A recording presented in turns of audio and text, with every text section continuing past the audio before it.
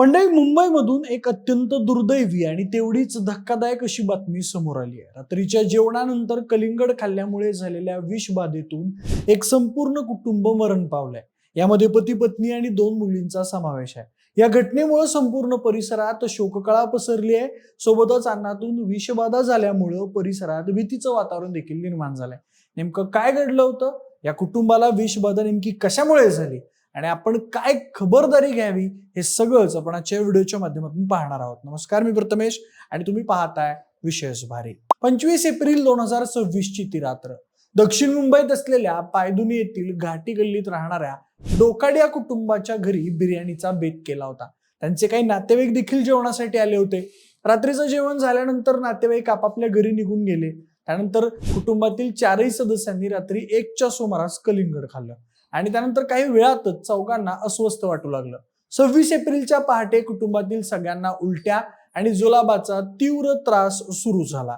प्रकृती खूपच बिघडल्यामुळे त्यांना जे रुग्णालयात नेण्यात आलं, मात्र तोपर्यंत त्यांची प्रकृती आणखी खालावली होती। यावेळी सगळ्यात आधी सर्वात लहान असलेल्या जैनबचा मृत्यू झाला। त्यानंतर दिवसभरात कुटुंबाचे प्रमुख अब्दुल डोकाडिया, त्यांची पत्नी नसरीन आणि मोठी मुलगी आयेशा या तिघांनीही प्राण सोडले। एबीपी माझाच्या बातमीनुसार या चौघांच्या रक्तात ऍसिड तयार झालं होतं आणि त्यामुळे त्यांना सतत उलट्या येत होत्या। या घटनेची माहिती मिळताच जे पोलिसांनी अपघाती मृत्यू म्हणून नोंदणी केली आहे। या कुटुंबियांना नेमकी विषबाधा कशामुळे झाली याबाबत पोस्टमॉर्टम रिपोर्ट आल्यानंतरच खात्रीने सांगता येणार आहे। मात्र प्राथमिक संशयानुसार बिर्याणी आणि कलिंगड एकत्र खाल्ल्यामुळे विषबाधा झाली असावी असं म्हटलं जात आहे। पण असं होणं खरंच शक्य आहे का? चिकन खाल्ल्यानंतर किंवा एकूणच मांसाहार केल्यानंतर फळं खाणं धोकादायक आहे का? याबाबत आम्ही काही डायटिशियन सोबत चर्चा केली तर सगळ्याचं उत्तर एकच आलं, नाही। मांसाहारावर फळं खाल्ल्यामुळे कोणताही जीवघेणा धोका निर्माण होत नाही। उलट चिकन मटनच्या काही रेसिपींमध्ये त्यात सफरचंद कापून टाकण्याचाही सल्ला दिला जातो। नॉनव्हेजवर फळं खाल्ल्यावर काही जणांना पचनाशी संबंधित त्रास होऊ शकतो। त्याला कारण म्हणजे नॉनव्हेज पचायला खूप वेळ लागतो। त्या तुलनेत फळं, विशेषतः पाण्याने भरलेलं कलिंगडासारखं फळ खूप लवकर पचतं।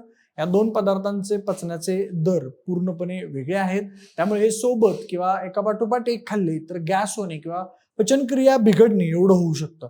मात्र हे खूप सिरियस नसतं आणि त्यामुळे फार जास्त त्रास होतो असं काही नाही। बाकी फळांमधून होणाऱ्या विषबाधेबद्दल एक गोष्ट लक्षात घेणं गरजेचं आहे, ते म्हणजे कलिंगडाच्या सालीवर लिस्टेरिया, साल्मोनेला आणि ई कोलाई अशा प्रकारचे धोकादायक जीवाणू असू शकतात।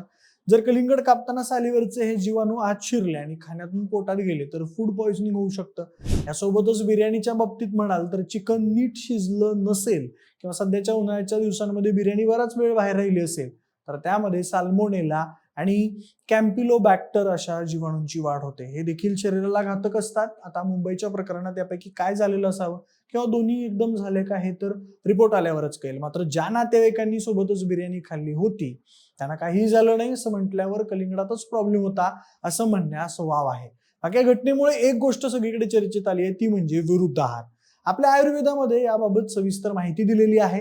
विरुद्ध आहार किंवा विरुद्ध अन्न म्हणजे असे पदार्थ जे एकत्र खाल्ल्यावर शरीरात विरोधी प्रतिक्रिया निर्माण होतात।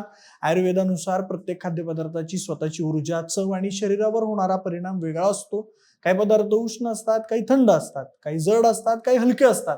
जेव्हा विरोधी गुणधर्म असणारे पदार्थ एकत्र खाल्ले जातात तेव्हा शरीरातील पाचकाग्नी कमकुवत होतो। त्यातून मग काही वेळा विषारी घटक तयार होतात आणि वेगवेगळे आजार उद्भवू शकतात। आता आयुर्वेदानुसार कितीतरी पदार्थ असे आहेत जे एकत्र खाऊ नयेत।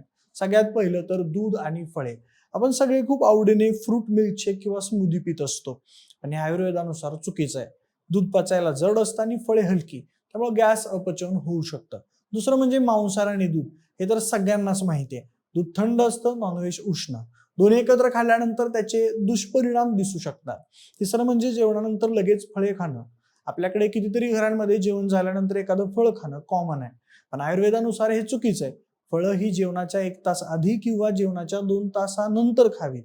चौथं म्हणजे दही आणि फळं। काही जण फ्रूट सॅलड करताना त्यात दही टाकतात, मात्र आयुर्वेदानुसार यामुळे कफ वाढू शकतो, त्यामुळे हे देखील चुकीचं आहे। पाचवं म्हणजे मध आणि तूप।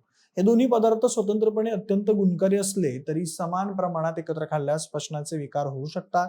यामध्ये एक एक्सेप्शन असा आहे की हे पदार्थ तुम्ही वेगवेगळ्या प्रमाणात एकत्र खाऊ शकता, म्हणजे एकाच प्रमाण दुसऱ्यापेक्षा जास्त असेल तर काही अडचण येत नाही।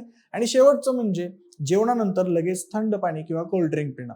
जेवण गरम असतं आणि जेवताना पचनक्रिया चालू झाल्यामुळे पाचक रस उष्ण अवस्थेत असतात. त्यावरून लगेच थंड पाणी किंवा कोल्ड्रिंक टाकल्यावर पाचक आग विझते. जेवणानंतर रोज थंड पाणी पिण्याची सवय असेल तर हळूहळू पाचन शक्ती कमकुवत होत जाते. यापैकी बऱ्याच गोष्टींचे परिणाम लगेच जाणवत नाहीत, कधी कधी ते शरीरावर हळूहळू परिणाम करतात. कुणावर जास्त तर कुणावर कमी परिणाम दिसू शकतात. मात्र परिणाम दिसत नाहीत म्हणून चुकीच्या गोष्टी सुरू ठेवणं जास्त घातक आहे. मंडळी, मुंबईतील डोकाड या कुटुंबासोबत झालेली घटना अत्यंत दुर्दैवी आहे. या प्रकरणात नेमकं काय झालं होतं हे भविष्यात समोर येईलच. मात्र या घटनेतून धडा घेऊन आपण आपल्या खाण्यापिण्याच्या सवयी सुधारणं आवश्यक आहे. बाकी मुंबईतील घटनेबाबत तुम्हाला काय वाटतं? तुमची मतं आम्हाला कमेंट्समध्ये नक्की सांगा आणि विशेष भारीच्या YouTube चॅनलला सबस्क्राईब करायला अजिबात विसरू नका. धन्यवाद.